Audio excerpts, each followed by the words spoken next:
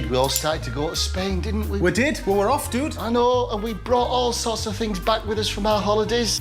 And there's one dish that I love that you find in little backstreet cafes, the one with sausage, chicken, seafood. Paella or paella. Yeah. Oh, viva España. Now this is cooking chorizo.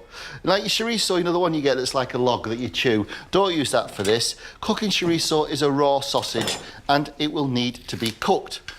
Chicken thighs. Cut about that size. Okay? And then we want to put that in the hot pan with the olive oil and put some colour on it. Don't forget the old thing, don't overcrowd your pan and make sure your pan's got some heat in it. I remember the first one in our family to go like to the Mediterranean was my Auntie Edie, and she went off to Mallorca. Did she? Oh, and she brought me back as a little boy this red silk tie with a picture of a bullfighter on the front, and it was on white elastic.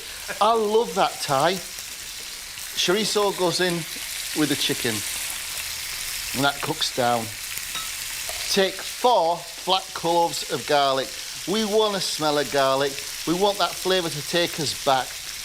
I was thinking, when was the first time I had paella? And actually, my sister went backpacking to Morocco. Morocco. And she went through Spain, and then she came back. She cooked paella that she'd brought back from Spain. I'll just do the garlic in for you, Si. Now we're getting into the flavour and smells, aren't we? But it really was a peasant's dish, this. It was a way with some rice. You used up really whatever you had. Well, traditionally it was rabbit, wasn't it? Yeah. Do you know, as paellas go, you know, it may not be kind of purist, sort of from the foothills of Andalusia, but it's certainly from the foothills of the memories of my Auntie Edie. Yeah. And it's really, really good.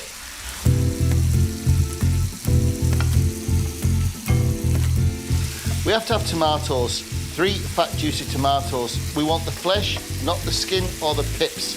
So what I'm doing is, I'm halving them. It's a good tip, this, actually. Makes a lovely, lovely sauce. And I want to take the seeds out. I'm just going to grate the tomatoes, try and keep the skin. I'll put a little bit of seasoning in this. A little bit of salt.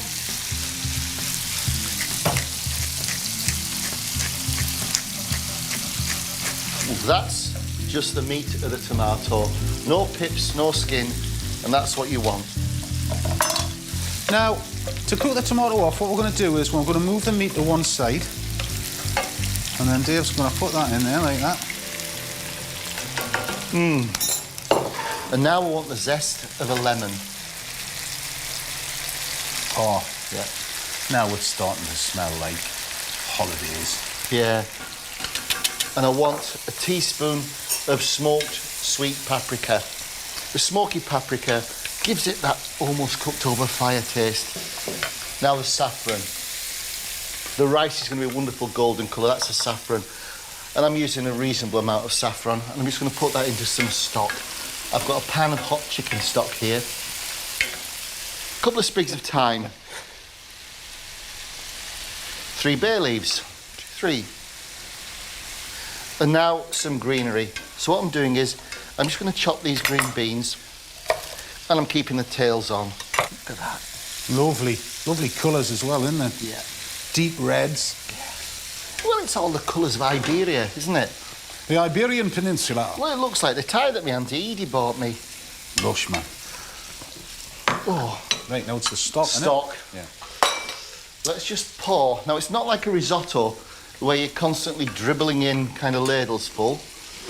This, you bung it in. I'm going to keep a ladle full back, so in case it starts to dry out, I can top it up. And just to bear in mind, the stock needs to be hot, not cold. Yeah. Now the rice. This is paella rice, or indeed, you can get away with risotto rice. You sprinkle the rice in, so it's kind of quite an even layer. Now that saffron, it's soaked into the stock. The stock's got a wonderful golden colour. And you get more value out of your saffron if you soak it first.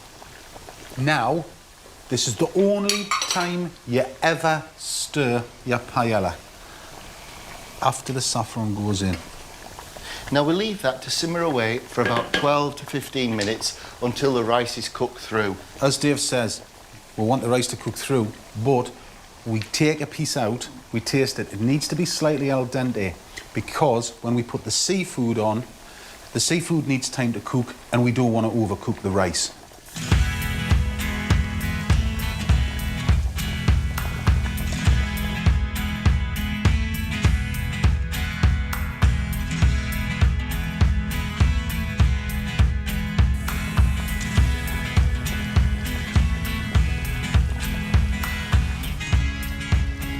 Just about perfect. Yeah, it is. Right, I'm going to put some more stock on, just to make sure it doesn't dry. So just place the prawns on the top. I'll try and do them nice.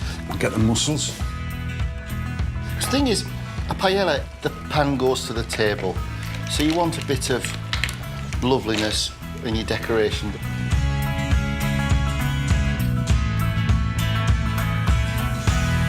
Now we just need to steam this until the prawns are cooked through and the mussels are open.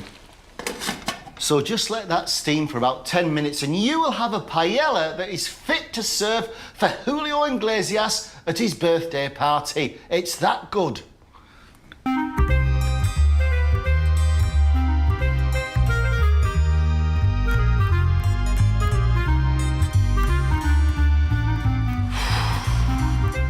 Now, the prawns should have gone red and the mussels should have opened. Fubumba! Hey, get in. You put the lemon on. Now, what a picture to put this on the table.